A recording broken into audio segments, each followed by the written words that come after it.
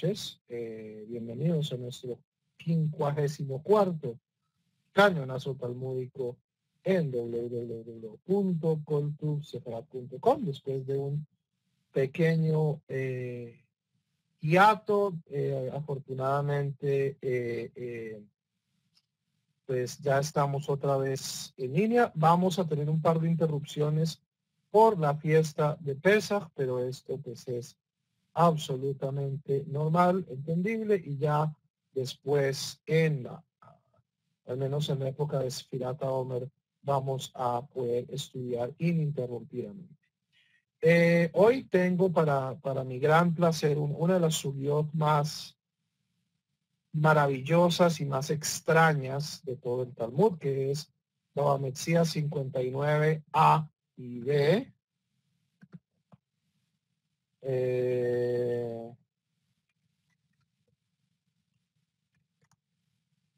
La historia del horno de Ajnai, o una parábola sobre la autoridad rabínica. Y es verdaderamente una historia que muestra la osadía, o viéndolo desde otra perspectiva, muestra el inmenso poder que tiene la autoridad rabínica, o la forma en que verdaderamente los judíos nos aproximamos al fenómeno de la legislación. ¿Ok? Mucha gente piensa que es todo muy sencillo. Está escrito en la Torá, o alguien lo dijo, por lo tanto eso debe ser, o así debe ser la cosa. Y ya nos vamos a dar cuenta que no es tan fácil.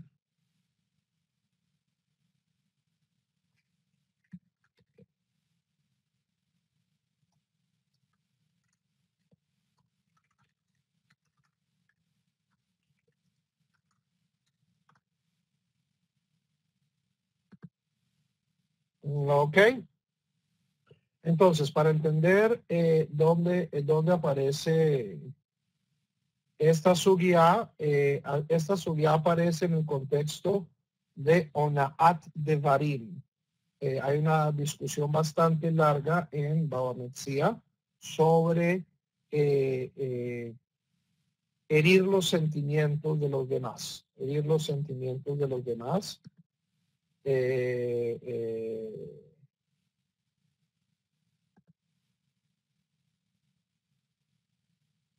Entre ellos, a pesar de que no vamos a estudiar ese pedazo de texto, un texto muy relevante sobre herir los sentimientos del converso. Ok.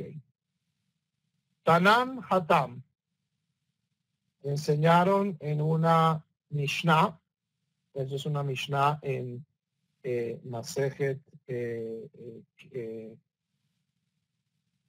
Kelim. Hatju Juliot Venatan Hol Ben Julia le Julia. ¿Ok?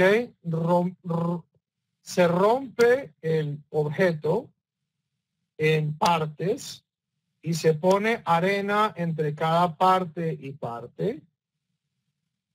Rabbi Eliezer Metaher, Rabbi Eliezer declara que este es un objeto puro. De Jajamim Metame, y los sabios lo declaran tamé, los sabios lo declaran impuro. Bezehu Tanur Shel Ahnai, y este es el horno de Ahnai. ¿Ok? ¿De qué estamos hablando? Para que un objeto pueda ser susceptible de recibir tumá, debe ser un objeto. Es decir, debe ser lo que en hebreo se llama un Keli. Es un objeto artificial. Las piedras, los troncos, los ríos, la tierra no reciben tumá, no reciben impureza. Ya, y bueno, espero que aquellas personas que me conozcan saben que tumá no traduce por impureza, pero así es que es traducido. Para que un objeto pueda recibir tumá, primero que todo debe ser un objeto. Entonces tenemos el caso del horno de Ahnay. ¿Qué es el horno de Ahnay? Supongamos que yo tengo un horno, como una chimenea de barro. ¿Ok? Yo pongo las cosas aquí. Esto a todas luces es un Keli, es un objeto y por lo tanto recibe tumá. Ahora la pregunta, de acuerdo a la Mishnah, en Masejet Kelim, es qué pasa si yo tomo este objeto y lo divido en partes y entre cada parte pongo arena. Si esto es o no un Keli. Ok, entonces si yo tomo esta chimenea, si yo tomo este objeto y lo divido en varias partes, ok, y luego lo reconstruyo, pero entre parte y parte utilizo arena para reconstruirlo. ¿Ok? Esa es la pregunta que se está haciendo la misma. Es una pregunta sobre un punto pues, bastante técnico de Alajá. ¿Y cuál es la opinión de Rabí Eliezer Ben Hirkanos?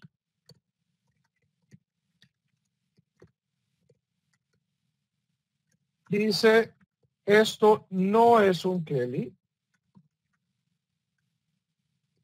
Por lo tanto, no es tamé. Los demás Jajamim dicen esto es un Keli, por lo tanto es tamé. Ok, esta es en resumen el argumento halágico. Ok.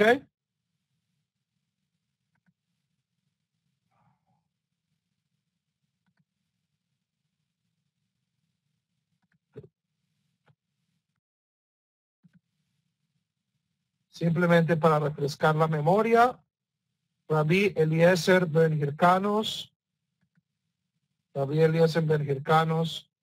es el gran discípulo de Rabí Yohanan Ben Zakkai, su gran bar plukta, su gran co-debatidor es Rabí Yehoshua, el nací del Sanedrín es Rabán Gamliel, y Rabí Eliezer es igualmente el maestro de Rabí Akiva. Y esto es importante porque estas cuatro figuras van a aparecer en nuestra subía. Y esta es la primera generación de Jajamim después de la destrucción del templo. Es decir, estos Jajamim son los Jajamim que están activos desde el año 80 de la era común hasta el año 135 de la era común, un poquito menos. Rabí Akiva pues es una generación un poquito más tardía. Esto es más o menos el tiempo en el que estamos hablando. Ok, preguntas.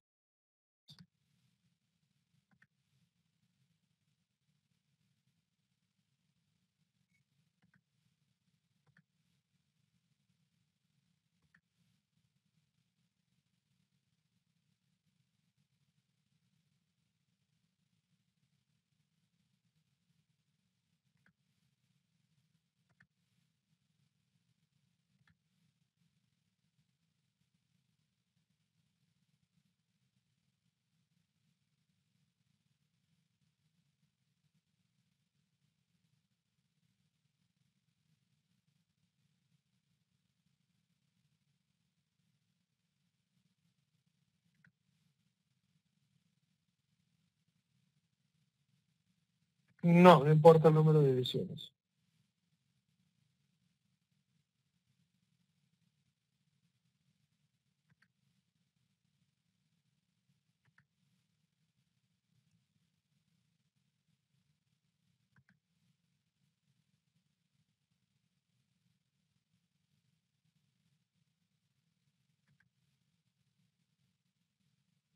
¿Todo bien?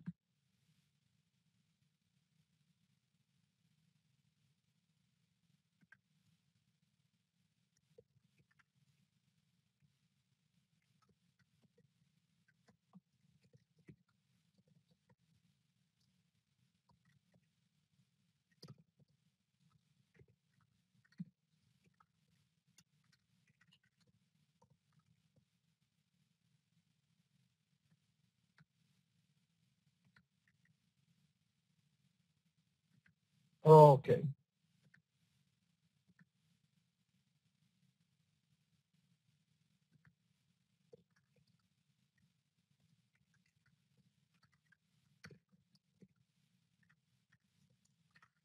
Disculpen, hay algunos jabalíes de México que están un poco confundidos con la hora.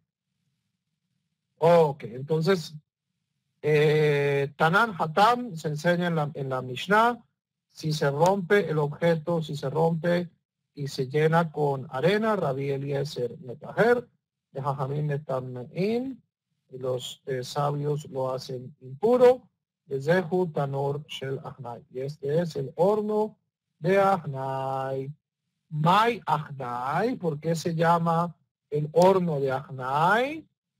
Amar Rabbi Yehuda, Amar Shmuel, dice Rabbi Yehuda, que es una morá babilonio, en el nombre de Shmuel, Shehekifu de Barim que Ahna, Zo Betame Uhu.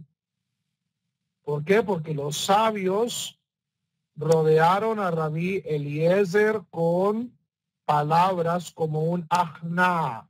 Ahna es una boa constrictor. Que Ahnazo Betame Uhu. Y declararon a este horno como Tamé. ¿Ok?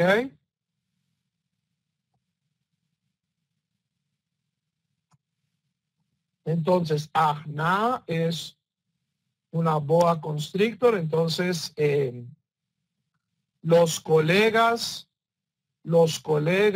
de Rabbi Eliezer lo rodearon como una boa constrictor y determinaron que este objeto era Tamé. Y aquí se nos va a dar la historia, ¿ok? Tana, dice una baraita, una fuente mishnaica por fuera de una fuente de los rabinos de los Tanaín por fuera de la Mishnah, dice באותו היום השיב רבי אליעזר כל תשובות שבעולם ולא קיבלו ממנו. En aquel día, Rabbi Eliezer dio todas las respuestas del mundo y no se las aceptaron. Entonces, Rabbi Eliezer piensa que este horno en particular es tahor. Todos sus colegas insisten en que el horno es tamé. Lo que sigue no es tanto sobre el horno en sí, sino sobre la naturaleza de la discusión. Amarla,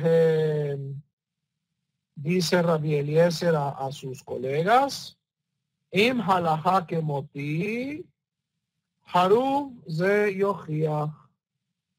Si la halajá es como yo digo, decir que el horno es tahor, este algarrobo lo va a probar, este árbol de aquí lo va a probar. ¿Qué sucede a continuación? Me ekar haru mi me como. El árbol saca sus raíces Mea ama, y se mueve 100 codos. Y Amrei, y hay quienes dicen, Amrelei arba meot ama, hay quienes dicen que el árbol se movió 400 codos. Esto no 50 metros, sino 200 metros. Entonces, Rabí Eliezer dice, si la halajá es como yo, este árbol se va a mover. En efecto, el árbol se mueve. Y sus colegas no están impresionados. Dicen, Amrulo en Nevi'in re'aya min hajarov. No traemos evidencia halágica de un árbol, de un algarrobo.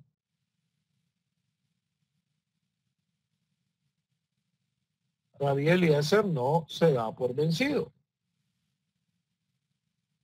Hazar de amarla,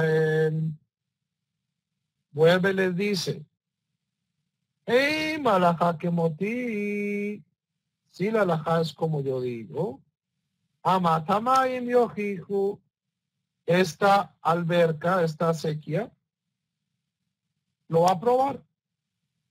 ¿Qué pasa? Hazru amatamayim leajoreihem. El agua comienza a fluir para atrás, es decir, cuesta arriba. Amarulo, sus colegas le dicen, en Nevi'in re'aya namatamaim. No se puede traer pruebas de amatamayim, de una sequía. Una sequía no tiene, no es un argumento. Hazar de amar la gente, tercia Rabí Eliezer y dice, ojalá que moti, si la halajá es como yo digo, Kotelei Beit Hamidrash Yojihu. Las paredes de la casa de estudio lo probarán. ¿Qué pasó? Hatu Kotelei Beit Hamidrash Lipoy. Las paredes de la casa de estudio se inclinaron para caer. Gaar Bahem Rabbi Yehoshua.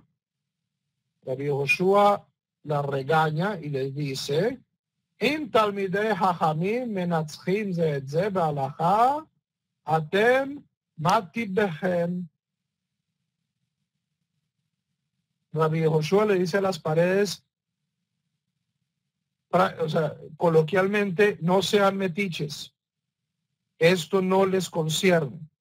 Esta es una pelea de Talmidei Jajamim, tratando de determinar la halajá. Ustedes, Mati Bejen, ¿qué hacen aquí? ¿Qué hacen aquí metidos? Esta no es su pelea. Lo naflu mi penei kevodó shel Rabbi Yehoshua. Las paredes no cayeron en honor a Rabbi Yehoshua. De los zakefu, pero no se volvieron a enderezar. Mi penei kevodó shel Rabbi Eliezer. Por respeto a Rabbi Eliezer no se enderezaron.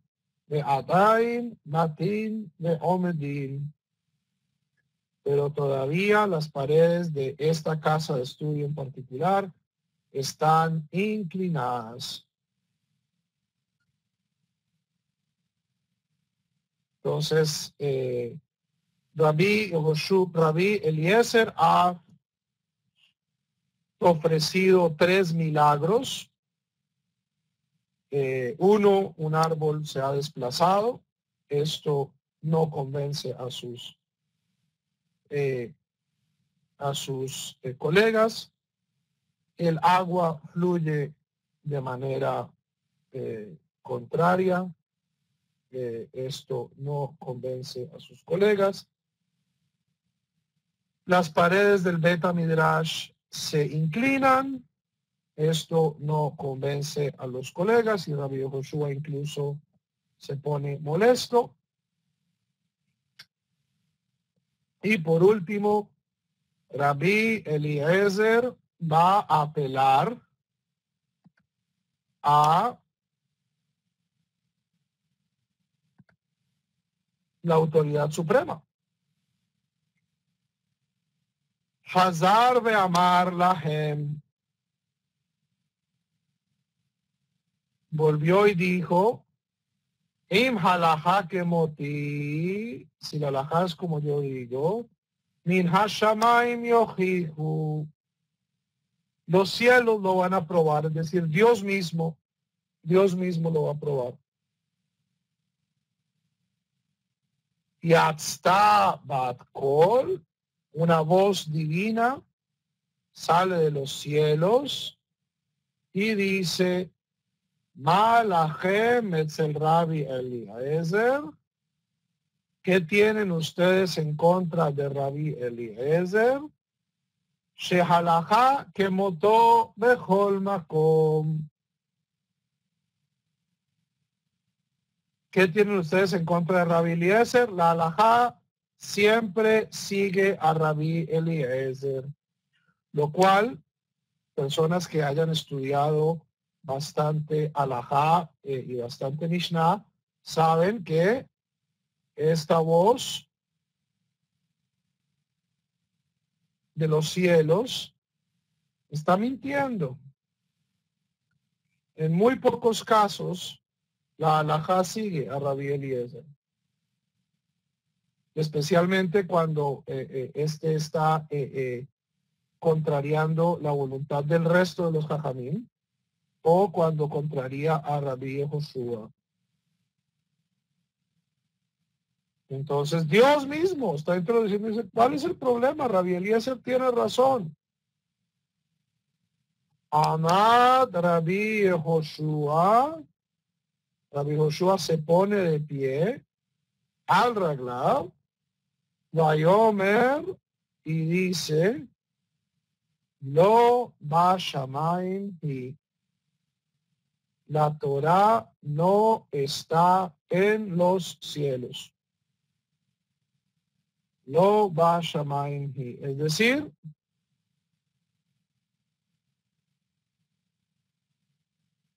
una vez la Torah pasa a ser la potestad del pueblo judío, Dios ya no puede intervenir.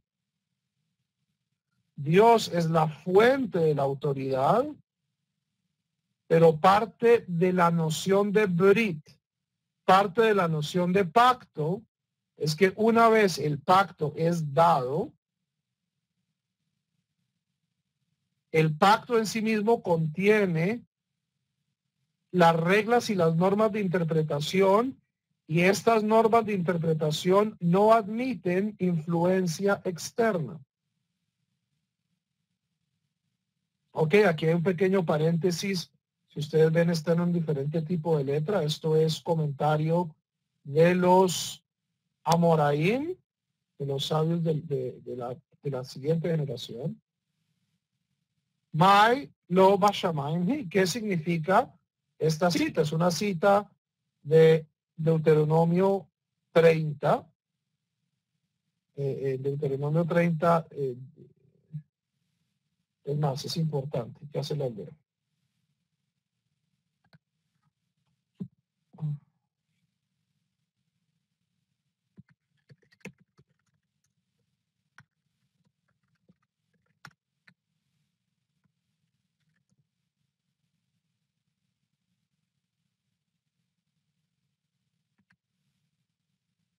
Devarim Lamed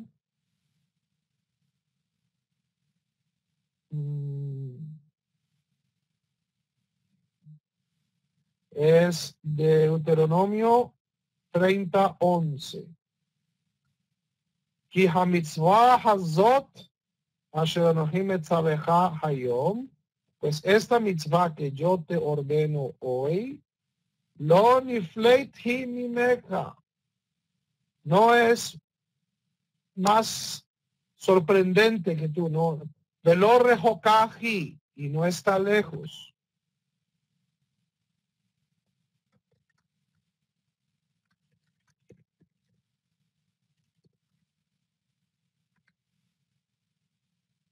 Versículo 12. Lo bashamayim hi. No está en los cielos. Lemor, para que alguien diga, Mi yagale lanu hashamayma veikajeja lanu. No está en los cielos para que alguien diga, ¿quién puede subir a los cielos y la traiga para nosotros? Vaishmi'ainu otah benagasena, para que la oigamos y la hagamos. Versículo 13. Velome ever layam hi, y no está más allá del mar. Lemor, para que podamos decir, Ni ya'avor lanu el ever hayam veikajeja lanu. ¿Quién puede cruzar el mar para que nos la dé? Vaishmaena otah benagasena, para que lo escuchemos y la hagamos. Versículo 14. Ki karov eleja hadavar meod. Pues está muy cerca esta cosa, muy cerca a ti. De fija, está en tu boca. Ubil babeja, y en tu corazón. Dan azoto, para hacerlo. Ok, ese es el versículo. Lo bashamayim. La Torah no está en los cielos. Esto, Javerim, es el versículo que se le suele ocurrir cuando aparecen ciertos predicadores, ciertos rabinos, ciertos educadores que tratan de convencerlos a ustedes de que uno solo puede ser judío viviendo en Brooklyn o viviendo en Jerusalén, mira Kodesh, Bimra Yamein. La Torah no es algo que sea tan difícil que yo no la pueda cumplir en cualquier lugar del mundo. Sí, no es fácil. Si ustedes viven en la mitad de la nada en Colombia, no van a conseguir carne kasher. Les va a tocar ser vegetarianos. Pero eso no significa que no se pueda cumplir la Torah. La Torah no está en el cielo, la Torah no está más allá del mar, la Torah está muy cerca a nosotros, de fija ubil babeja, en nuestra boca y en nuestro corazón. Ok, entonces ese es el contexto original de este versículo. Pregunta los amoraim, Mai lo bashamayim fi, ¿qué significa que la Torah no está en los cielos? Amar Rabbi Yirmiyah, dice Rabbi Yirmiyah, una morá eretz israelí, segunda generación. Shekvar nitena Torah mehar Sinai. Una vez la Torah ha sido entregada en el monte Sinaí, Ein anu mashgichim bevat kol. Nosotros ya no prestamos atención a voces que vienen de los cielos. Shekvar kadva behar Sinai betorah, pues ya en la Torah misma que fue dada en el monte Sinaí, está escrito Aharei Rabbim Lahatot, que hay que seguir la decisión de la mayoría. Es decir, Dios, una vez entrega la Torah, no tiene ni voz ni voto en cómo se decide la halajá.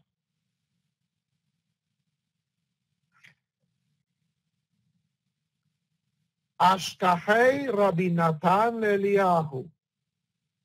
Rabbi Natán se encuentra con Eliyahu. Amarle le dice, Abid kuchabriku bejaji sha'ata. ¿Cómo reacciona Dios en este momento? Amarle le responde, Kajayej.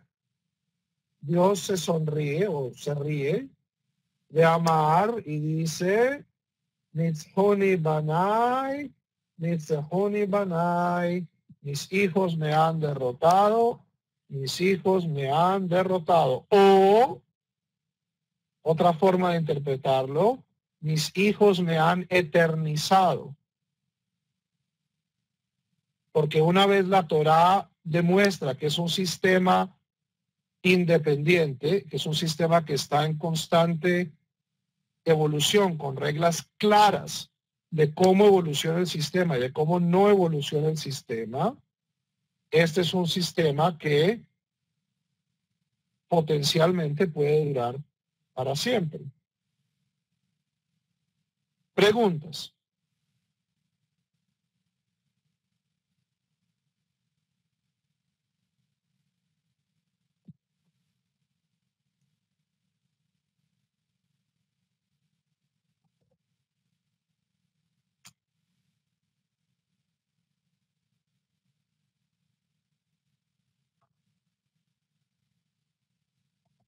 Literalmente es Nitzahuni, me han derrotado.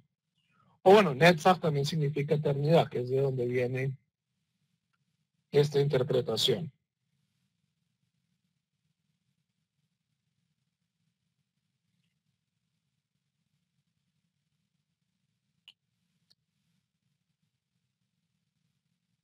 No hay preguntas. Esto es perfectamente normal.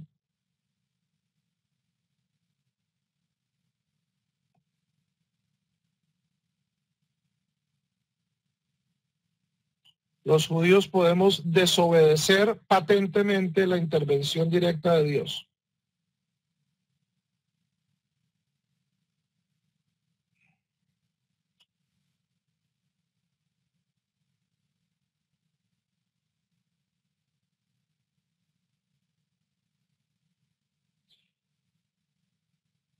Desde una perspectiva muy simple, y quiero demorarme aquí un segundito antes de seguir con la subida. Desde una perspectiva simple, Javerín, ¿cuál es el mensaje de esta subida? ¿Cuál es el mensaje de esta subida?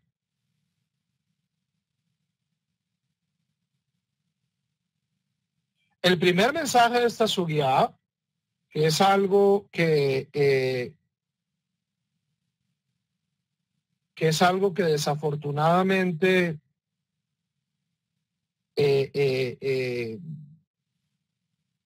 se ignora. El primer punto es, Javerim, los milagros no prueban nada. Los milagros no prueban nada. Una persona que sea capaz de hacer milagros, y ahorita vamos a ver que, o sea, suponiendo, tomando la suposición de que en verdad Rabí Eliezer puede decirle a un árbol, árbol, camine, y el árbol camina, yo personalmente no lo creo, pero supongamos por un momento que es cierto, y que Rabí Eliezer tenía todos estos poderes mágicos, y que en efecto hubo un bat call que se abrió de los cielos y dijo, oh, Rabí Eliezer siempre tiene la razón, y que esta historia es factualmente correcta. Pero supongamos por un segundo que es cierto. Primera lección de esta suguía. Los milagros no prueban nada. Uy, no, es que este rabino ve más allá de lo evidente, es que este rabino levita objetos, es que este rabino puede ver en mis vidas pasadas. Eso no afecta para nada la halajá. El segundo punto es que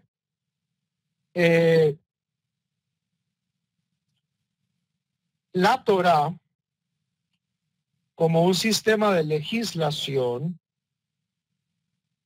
contiene todos los elementos que necesita para su desarrollo. Es decir, en la Torá, en Torat Moshe, en la Torá de Moisés, está escrito, esta es la Torá de Moisés. ¿Cómo se deciden cuestiones legales? Vaya donde el Bet Din, vaya donde el Sanedrín, y el Sanedrín se reúne y debaten la ley, y lo que decide el Sanedrín por mayoría, esa es la ley.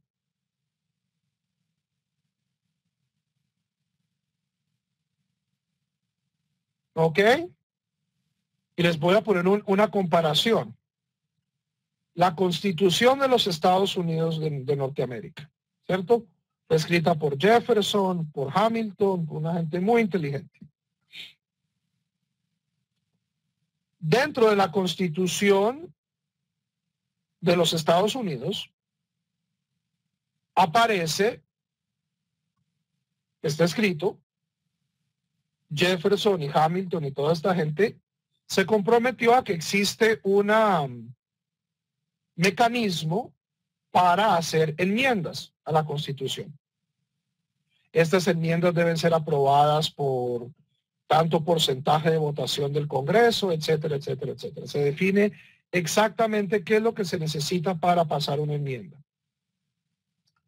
¿Ok? Eso es lo que aparece en la Constitución.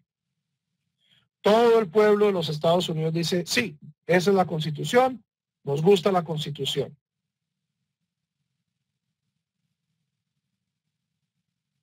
...60 años después de ser, 90 años después de ser redactada la Constitución, llega Abraham Lincoln y pasa una enmienda, que es la enmienda número 14, donde se abuele la esclavitud. ¿Ok? La esclavitud queda constitucionalmente ilegal en los Estados Unidos. ¿Qué pasa si yo me meto en una máquina del tiempo y traigo a Jefferson y a Hamilton y a toda la gente que escribió la Constitución, muchos de los cuales tenían esclavos, muchos de los cuales eran dependían, su fortuna fue hecha por esclavos, y los traigo y les muestro, esta es la enmienda. Señor Jefferson, mire lo que están haciendo con su Constitución. ¿Qué puede hacer Jefferson?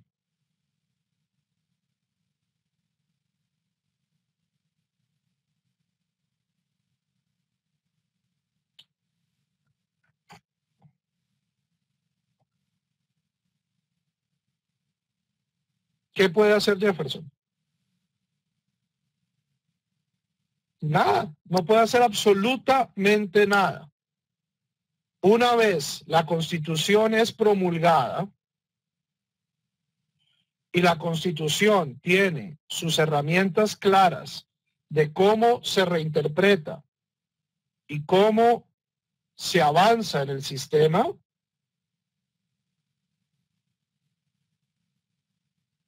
ni siquiera la misma voluntad de Jefferson, ni siquiera la misma interpretación de Jefferson de cómo se debería leer el texto puede cambiar de que esta en efecto es la ley. Y es una ley constitucional y es una ley consistente con lo que dice la Constitución de los Estados Unidos. Entonces, ese es nuestro paralelo. Una vez Dios da la Torá y entrega las herramientas de la interpretación de esta Torá a una corte con poderes claramente definidos por la misma Torá, ni siquiera Dios mismo puede afectar o cambiar el resultado de este proceso. Es decir, el proceso halájico es autónomo y es independiente de la voluntad directa de la fuente de la ley.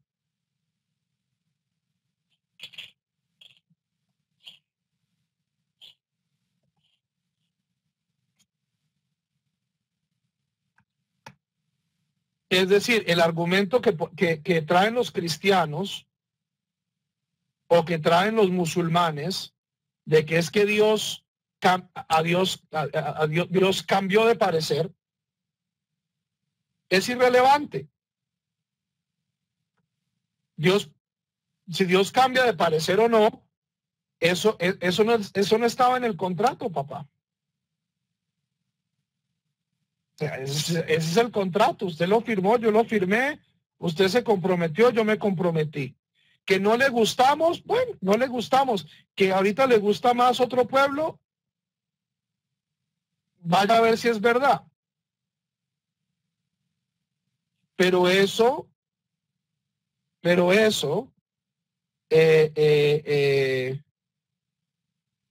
esa es la noción fundamental de Brit.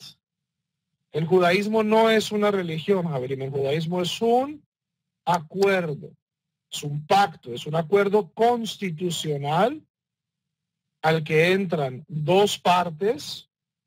Uno, Boré Olam, el creador del universo, Hashem Itbaraj, y por el otro lado el pueblo de Israel.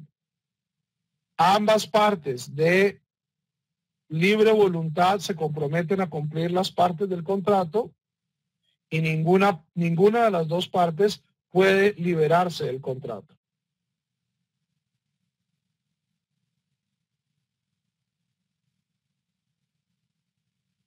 ¿Ok? Esa es una lectura bastante ramplona, bastante sencilla de esta veraita. Si ustedes quieren ver una clase magistral, verdaderamente, o sea, mucho más allá de cualquier cosa que yo pueda ofrecerles,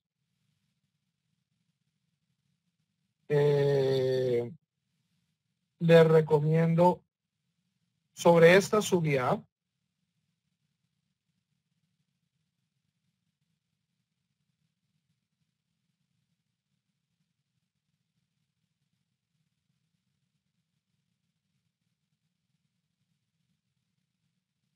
Les recomiendo este shiur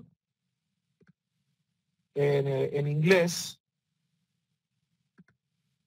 del rabino Abraham Faur, hijo de Moreino Hadayan Yosef Faur Halevi, en mi opinión el rabino sefaradí más importante vivo hoy en día, ciertamente a nivel de filosofía judía, muy recomendable. O sea, aquí básicamente estoy citando las conclusiones del rabino Faur.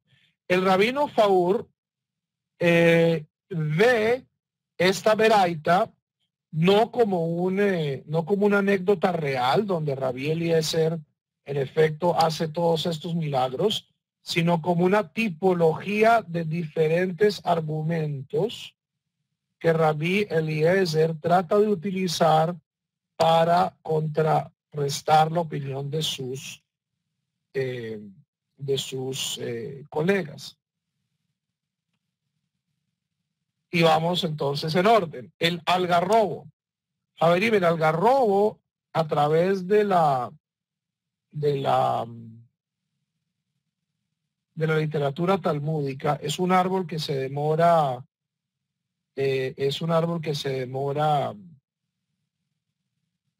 prácticamente un siglo en dar fruto. El algarrobo representa siempre algo muy viejo.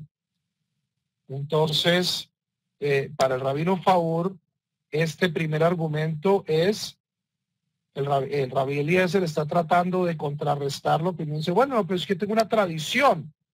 Yo tengo una mesorá, una tradición de que la halajá es así. Y los colegas dicen, bueno, usted puede que tenga una tradición, ¿cierto? De su maestro o de su familia, pero pues eso se aplica para usted, pero eso no es la halajá para todo el mundo. Segundo punto, Amata Maim, la sequía de agua. El agua fluyendo siempre es comparada, especialmente en el caso de estos discípulos de Rabbi Yohanan ben Zakkai, con capacidad argumentativa. Entonces, la segunda estrategia de Rabbi Eliezer es tratar de encontrar una forma un hidush, pues una forma lógica de tratar de probar lógicamente que de una manera muy ingeniosa, que en efecto tiene la razón, y sus colegas le dicen, ok, pues usted tiene unos argumentos muy ingeniosos, pero estos argumentos no nos convencen. ¿Ok? La imagen, la tercera imagen de las paredes del el Beta Midrash, inclinándose, es a través del exégesis, a través del trabajo interpretativo en Beta Midrash. Entonces estamos tratando de buscar una interpretación del texto que me dé la razón. Y los rabinos dicen, pues eso es muy chévere, pero no nos convence. Y por último, la voz de Dios es apelar a capacidades metafísicas, ¿cierto? Tuve una visión, tuve un lamparazo profético. Igual la respuesta es la misma. Ninguno de esos argumentos, si no convence al resto de los colegas, determina la halajá.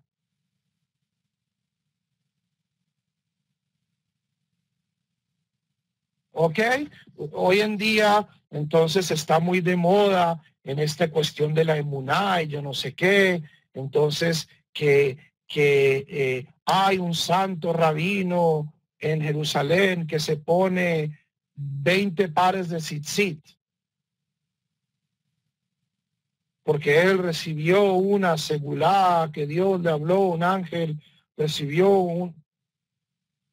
Si este señor se quiere asar con sus 20 tzitzit, está en todo su derecho de hacerlo. Si sus seguidores quieren imitar la piedad de este señor y sufrir, están en su derecho de hacerlo. Pero no pueden cambiar, no cambian la halajá de que yo con un tzitzit cumplo la halajá.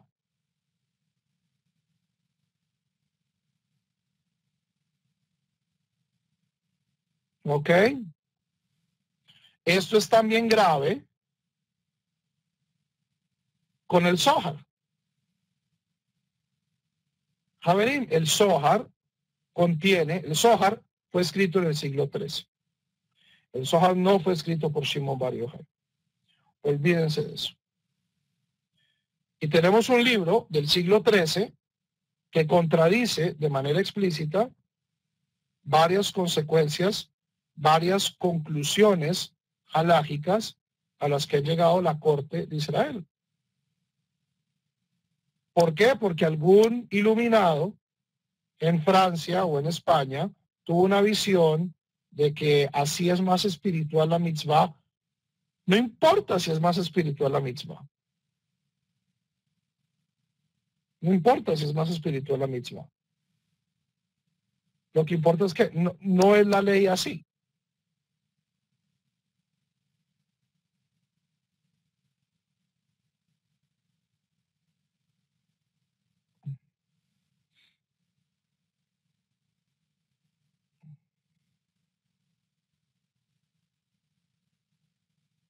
¿No? ¿Ok?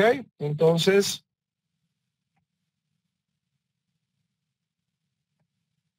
Jorge, eh, la mayoría se equivoca. No entiendo la pregunta.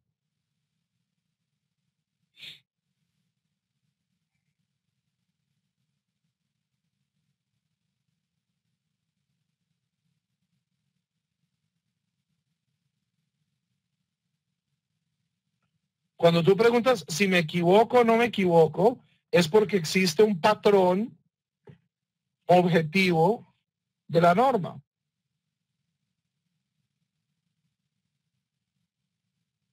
La cuestión es que hay muchas circunstancias donde tal cosa no existe. Ok, si el Sanedrín no puede decir de hoy en adelante el cerdo es kasher. Ok, si el Sanedrín hace eso, el Sanedrín claramente está equivocado. Ok, o sea, la capacidad interpretativa del Sanedrín no es absoluta.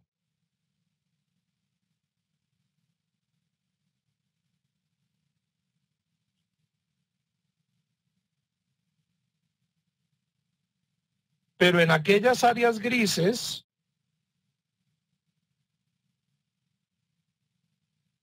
lo que el Sanedrín dictamina es la ley. Ellos generan positivamente, esta es la ley. Y no le estamos midiendo en contra del patrón. O sea, ¿cuál es quién corrige si esto es la ley correcta o no correcta? En esta suya nos está diciendo, Dios está en desacuerdo y los rabinos le ganan a Dios.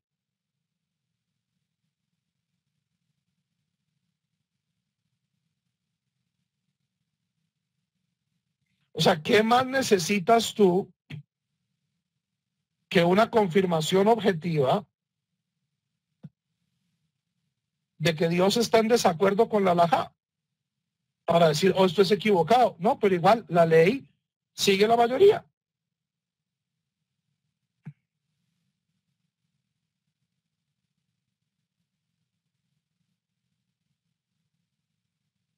¿Ok? Ahora, habiendo dicho esto, existe todo un tratado en el Talmud, que es tratado, se llama Horayot. Es un tratado bastante breve, pero muy interesante, en Seder Nezikin, donde se habla qué pasa si el Sanedrín en efecto se equivoca. Y es si el Sanedrín no tenía suficiente información, si el Sanedrín deliberó de manera... y eventualmente el Sanedrín se da cuenta de que la halajá debería ser de otra manera. Ese caso existe. Ese caso, Javerim, en el judaísmo no hay nadie infalible. Ustedes se comen ese cuento de la infalibilidad rabínica, que el Das Toire, que el Rebe podía ver más allá de lo evidente, que el Rebe no se equivoca, etcétera, etcétera, etcétera. Estudien Masej el Horayot. Qué pena, todo eso son tonterías hasídicas. No hay ser humano que no se equivoque. Moshe Rabbeinu, que es el espécimen más sofisticado de la humanidad, se equivocó en varias ocasiones. Ok, esta cuestión de que yo porque he amasado muchísima Torah, entonces soy infalible en cuestiones de genética y en cuestiones de que son fantasías fundamentalistas premodernas. Si todo el Sanedrín de los sabios de Israel de manera unánime puede equivocarse,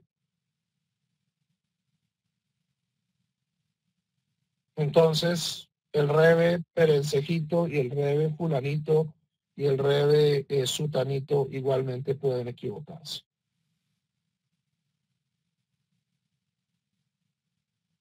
¿Ok? Entonces, por lo general cuando se cita esta sugia, se deja Nitzhuni Banai, que suena pues muy folclórico, pero esta historia tiene un final un poco menos folclórico. Aquí tenemos a Rabbi Eliezer tratando de, ¿qué es lo que está pasando? a pesar de que lo está haciendo con la mejor voluntad posible, Rabbi Eliezer está tratando de subvertir el orden legislativo del pueblo de Israel, trayendo un montón de argumentos que no sirven. La mayoría ha decidido, Rabbi Eliezer, usted puede traer al mismo Dios y no le sirve. Entonces, ¿cómo reaccionan los colegas? Reaccionan de una manera muy fuerte, pero si uno lo ve desde esa perspectiva no es para menos. Amru Tohayom, dijeron en ese día, Heviu kol tohoroche tijer Rabbi Eliezer, usarfum ba'esh. Traigan todas las cosas que Rabbi Eliezer ha declarado tahor y quémenlas. Es decir, Rabbi Eliezer no es una fuente confiable de alajá. Venimnu alav uberajuju. Y no solo eso, sino que deliberaron entre ellos y lo pusieron en jerem. Lo excomulgaron. A Rabbi Eliezer Hagadol, Rabbi Eliezer Berjircanos, uno de los rabinos más importantes, discípulo de Rabbi Shimon de Rabbi Yohanan ben Zakkai, pero por esta noción de que él puede introducir fuentes metahalágicas, fuentes que están más allá del sistema halágico en la deliberación halágica, es expulsado del Sanedrín y puesto en jerem.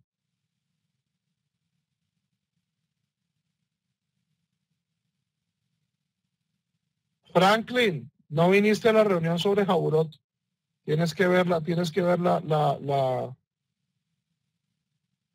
grabación.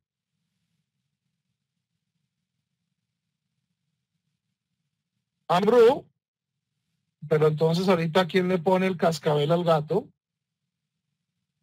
Mielech de Yodi, ese es uno de los rabinos más importantes. ¿Quién va a ir a decirle que queda excomulgado? Amar la Hem Rabbi.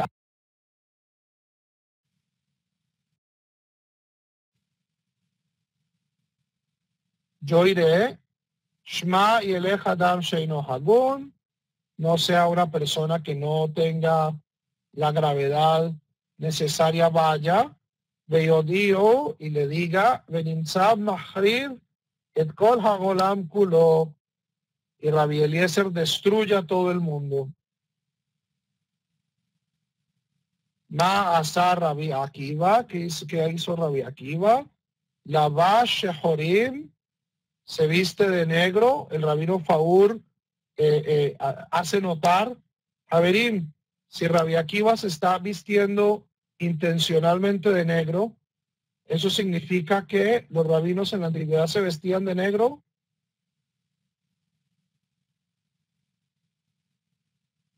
No.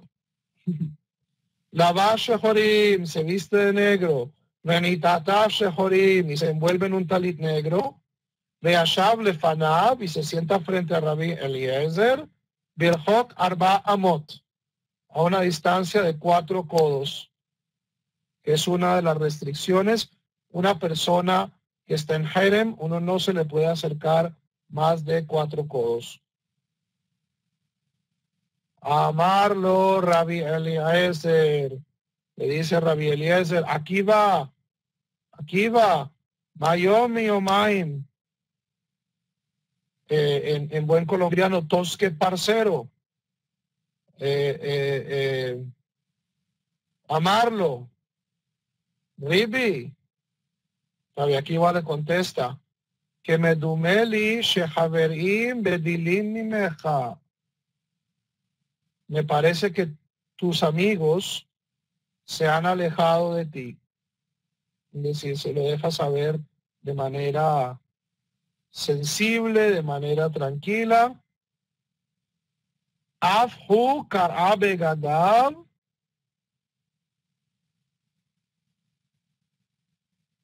Rabbi Eliezer rompe sus vestiduras. Vehalatz mina alab, se quita sus zapatos.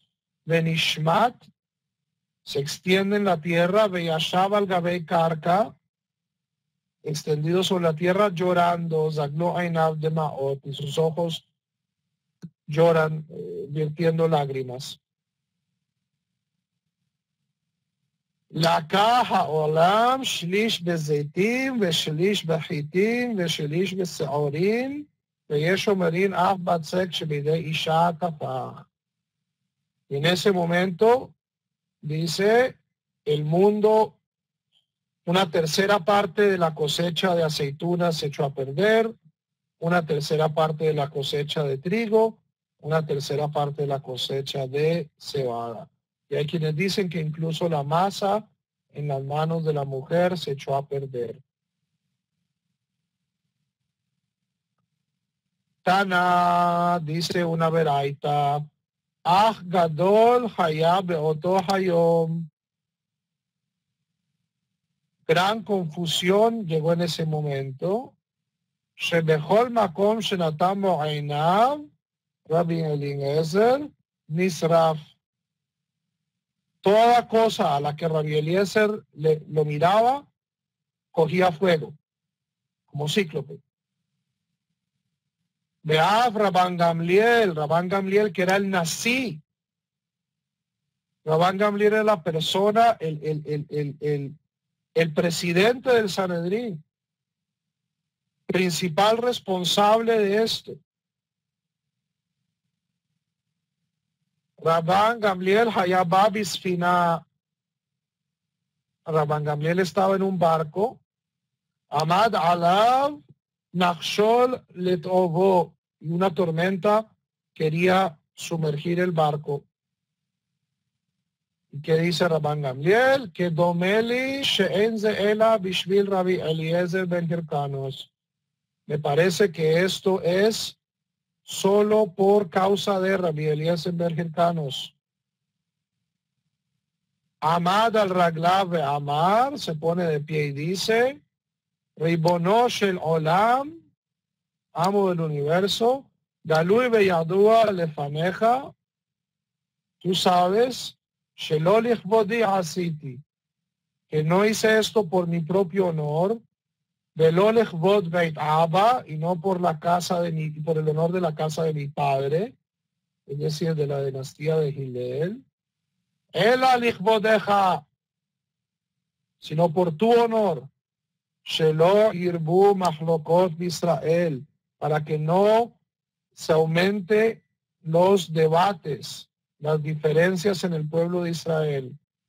Venach hayam iza'afo, y el mar se calma. ¿Por qué? Porque si cualquier persona puede venir y decir, es que yo fui ordenado por el Espíritu, es que yo me soñé que la halajá es así, entonces Haverim, el judaísmo, va a perder toda objetividad como sistema legal. Y desafortunadamente esa es la situación en la que nos encontramos hoy en día. La situación en la que nos encontramos hoy en día no solo es que cada cual hace lo que se le da la gana, sino que la argumentación para que cada cual haga lo que se le da la gana, en muchos casos, tiene que ver con estos argumentos místicos o argumentos de infalibilidad rabínica. ¿Ok?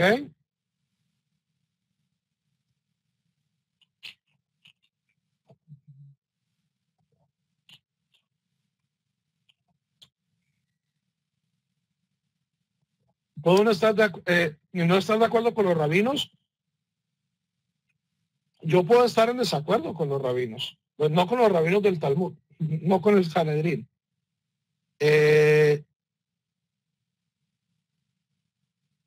Porque si te pones, Raúl, si te pones si te pones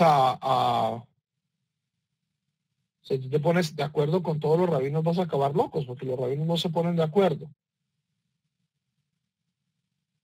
Ahora, lo que sí es importante es no estar en desacuerdo con tu rabino.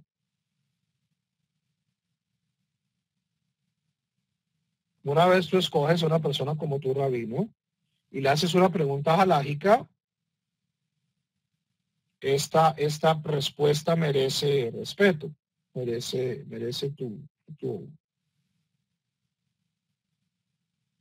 obediencia, pero no simplemente porque algún rabino lo dijo en algún lado, pues yo tengo que comerme el cuento, ¿cierto? Como ahorita que estaba en internet lleno, que un rabino dijo que cuando Rusia conquiste Crimea, viene Mashiach. Semejante pendejada, qué pena para los mexicanos, semejante tontería, como si Rusia no hubiera conquistado Crimea en el siglo XVIII. Pero todo el mundo pegado a esa vaina, hay que tener criterio. No porque alguien lo dice, especialmente con estas cosas que no están basados en argumentos halágicos, sino que un rabino dice que el otro rabino dijo que el otro rabino se le apareció la Virgen en la noche y bla, bla, bla.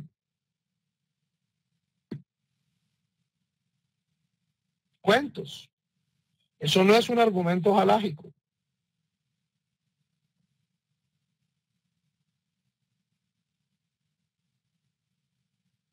Decir Nachman Mehuman no perdona los pecados y no acelera la venida de Mashiach.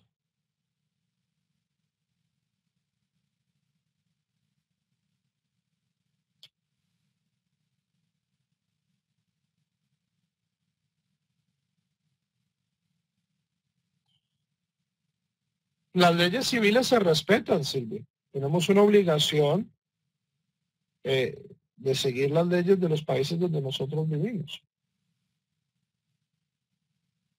Entonces, tenemos aquí que a pesar de que Rabí Eliezer es excomulgado y al parecer ocurren grandes portentos diciendo que esto es una mala idea, igual sus colegas no lo vuelven a recibir. Y aquí tenemos el final de la historia que es relatado en una Meinra amoraítica en arameo.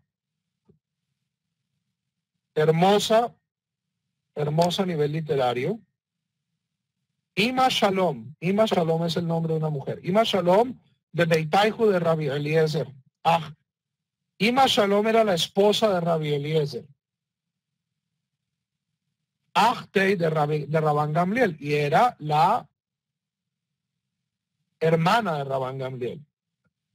O sea, Rabban Gamliel acaba de excomulgar a su cuñado.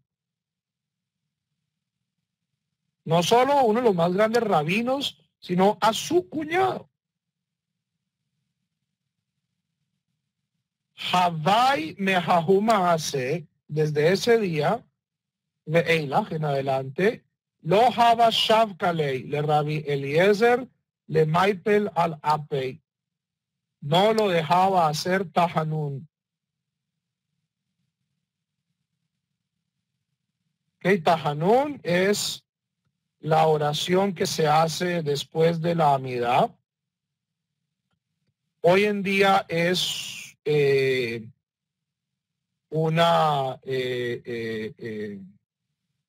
tiene su liturgia, aparece en el Sidur, en Tahanún decimos esto, otro.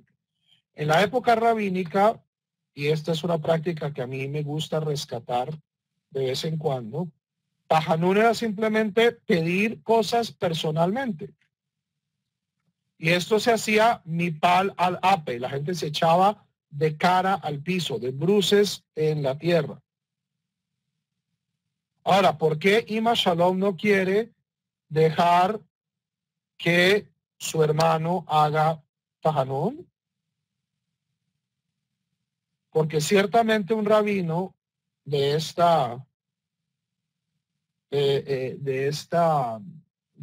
categoría que puede quemar cosas con los ojos, o sea, a pesar de que sus colegas no estén de acuerdo con él, es alguien que Dios lo escucha, es una persona de piedad y de integridad indiscutible. ¿Y qué es lo que le da miedo a ella? que Rabbi Eliezer ore por la muerte de su hermano. ¿Qué pasa? Jahu Yoma, un día, Reish Yar Hahava, era Rosh Hodesh, Veichlaf la ben Malele Haser. Y Ima Shalom se confunde y pensaba que era un Rosh Hodesh de 2 días, pero era un Rosh Hodesh de un día. En Rosh Hodesh no se hace Tahanún, entonces se distrae y deja que su marido haga Tahanún. Lo deja solo y él se acaba haciendo Tahanún. Y de hambre hay quienes dicen, Ata Anya Bekai Ababa Apika Lei Rifta. Hay quienes dicen que fue a la puerta a responder porque había un menesteroso, un pobre buscando pan, y ella fue a darle pan. Y Rabbi Eliezer aprovecha Ashkahatei de Nafal al Anpei. Y cuando vuelve lo encuentra postrado sobre su cara, haciendo tajanún. Amralei, kum katlit leahei. Le dice a su esposo, ponte de pie porque has matado a mi hermano. Adehaji nafak shipura mi beit Rabban Gamliel de Shahid.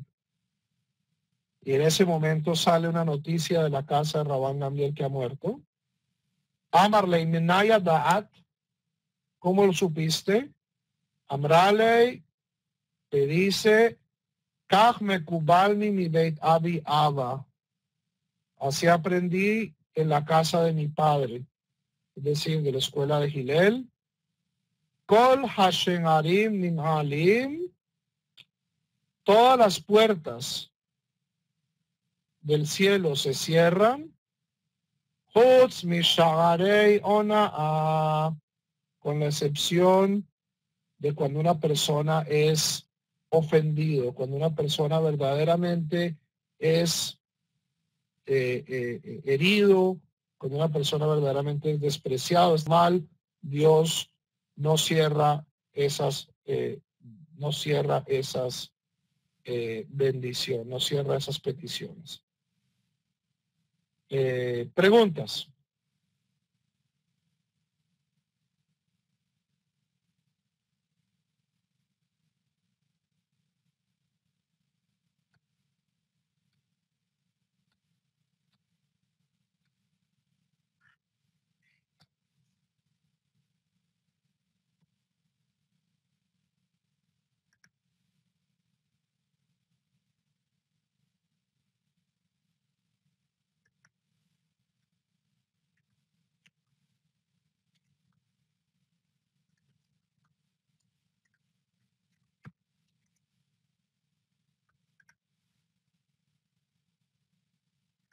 No.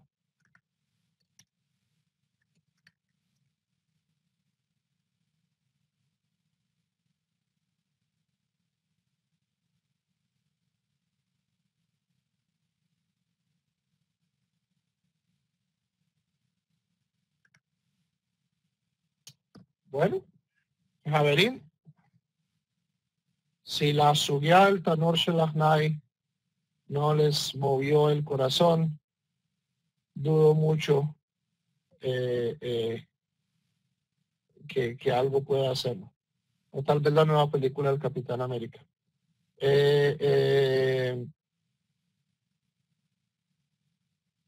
Hoy en día, por lo general, no se hacen jeramín.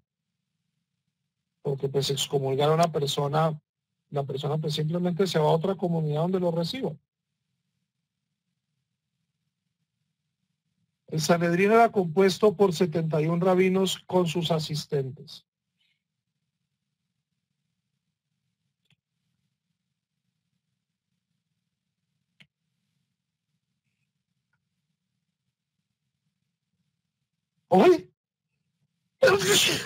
Hoy se podría hacer un jerem, pero es que hoy vivimos en una sociedad abierta.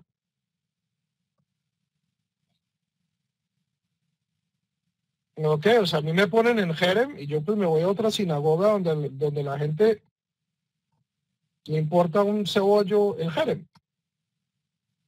Si a mí, no sé, si a mí en mi sinagoga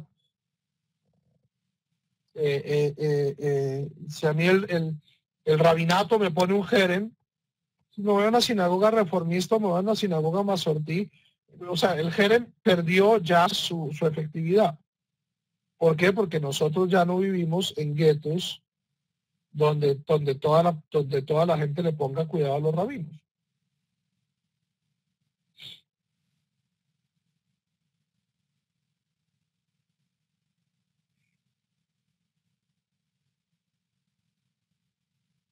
No, Espinosa en efecto fue puesto en Jerem por la comunidad de Ámsterdam y fue la primera persona a la que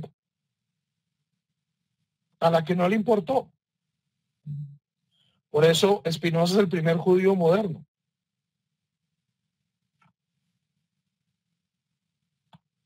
Ojo, una cosa es anular una conversión, otra cosa es poner en Jerem. Poner en Jerem es, yo no puedo entrar en contacto con usted, yo no puedo hacer negocios con usted, yo no puedo hablarle, yo no puedo entrar en su casa, eso es Jerem. ¿Ok? Pero hoy en día ninguna comunidad, con la excepción tal vez de las comunidades más ultra ortodoxas, practican Jerem. No, el Jerem fue afectado.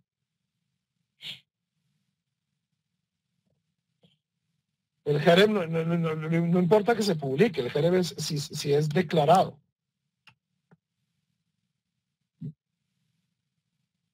En efecto, la inmensa mayoría de la comunidad judía de Ámsterdam jamás le volvió a dirigir la palabra a Baruch Espinosa, lo cual yo creo que a él le importó bastante poco.